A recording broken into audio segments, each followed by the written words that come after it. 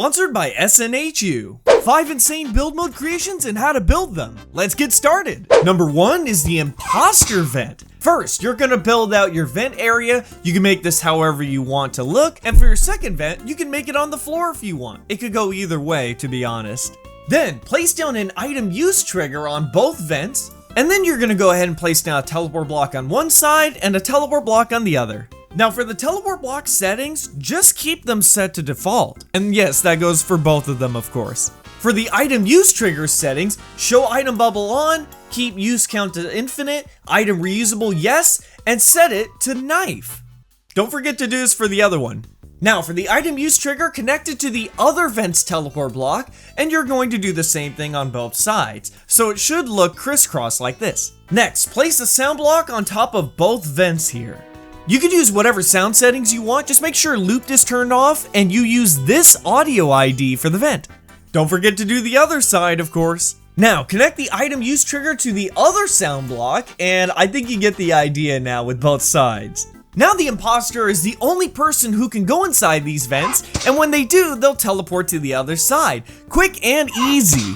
Number 2, animation blocks. Before I show you the build, I want to quickly thank my sponsor, SNHU. You know, in build mode, we're starting to get so many new complex items, and we're all starting to get so good at the game that Manytoon himself is probably wondering, hey, why don't you guys just go and make your own Roblox games with Roblox Studio? In fact, imagine if you had the knowledge and skills to be able to make your own video games and potentially turn them into a career. That's why Southern New Hampshire University is sponsoring today's video. SNHU has one of the largest accredited non-profit online degree offerings in the country. Their game development degree will provide you with the skills and knowledge you need to succeed in the gaming industry, such as all of these topics. Just like why it's so important to have so many different blocks in build mode, it's important to develop a well-rounded skill set and become a versatile game developer. Make sure you go to snhu.edu/ErnieC3, it's also linked in my description, to see what the current average annual salary for a programmer is, and to request free information about the program. A real person will hop on a call and discuss how the program can benefit you personally when you request information. It only takes one click to find your calling.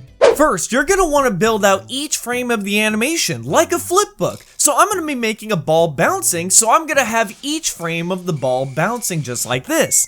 Then you can basically use any kind of power source that you want. Now, count up each frame of your animation. Have this link hub be your first frame, and then have the rest of your frames be timer blocks. Then, starting from the link hub, connect your timers going down in a straight line. Set the timers to however much you want, but I recommend you keep the time fast. Next, you're going to place down a link hub, a timer, and then an XOR gate. Connect the timer to the XOR gate, and then connect the XOR gate to the link hub. Then, connect whatever's in the beginning of this row to both the timer and the XOR gate. Repeat the same process for every single row. Don't forget to change each individual timer to be the same exact time all across the board. Then connect your power source to the first link hub, and then connect each row to each individual frame of animation. So there's the first frame, and then I want the second frame to be coming after, which is there, and so on and so forth. And here is the final result.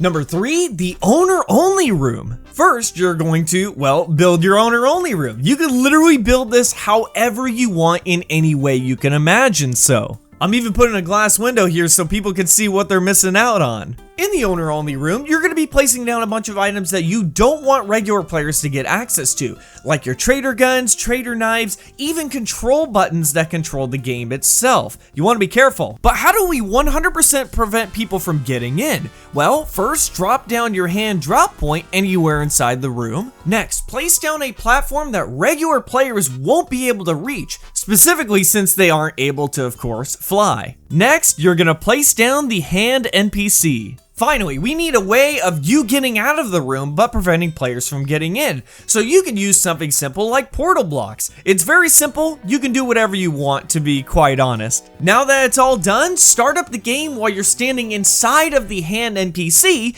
and you'll immediately get grabbed and teleported to the room. I've been teleported while all other players have been teleported to their normal areas.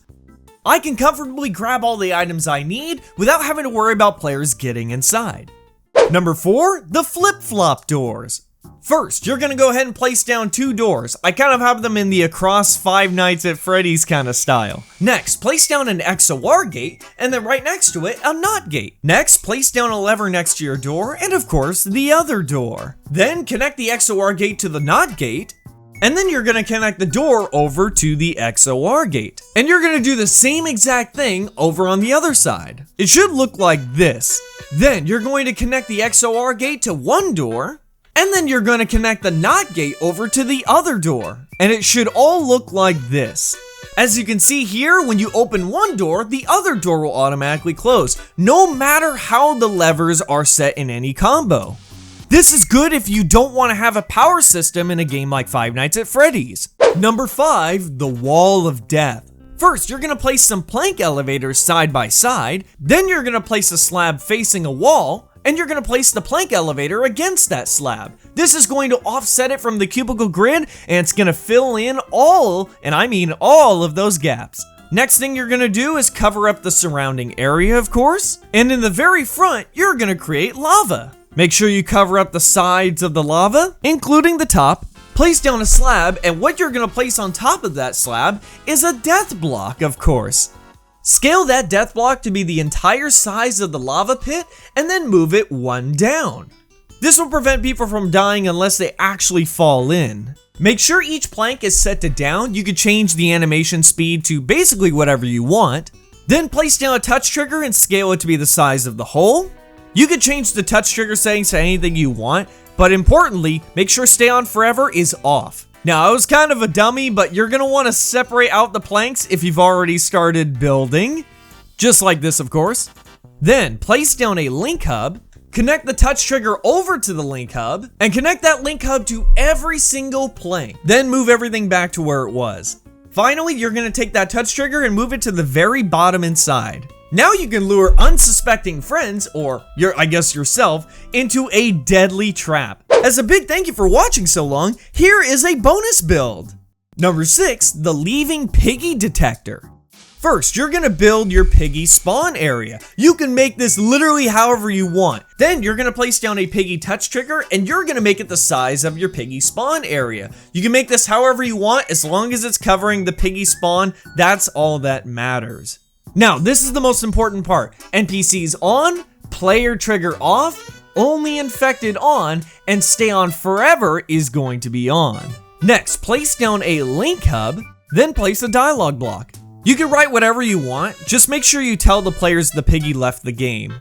Next, place down an escape block. I actually have the camera facing towards the Piggy spawn area to basically demonstrate that, hey, this player Piggy has left the game. For the escape block settings, make sure escape for everybody is turned on. Finally, connect the touch trigger over to the link hub, and then connect the link hub to the dialogue block and the escape block. So here's how this works. If a regular Piggy player spawns in perfectly fine, the game will continue as normal. And as you can see, I have just died. But some player Piggies will actually leave the game, and that causes problems, especially for minigame maps and stuff like that. But this system will automatically detect it the moment Piggy spawns, and it's a hands-free restart. Want more quick and quality Roblox content? Subscribe.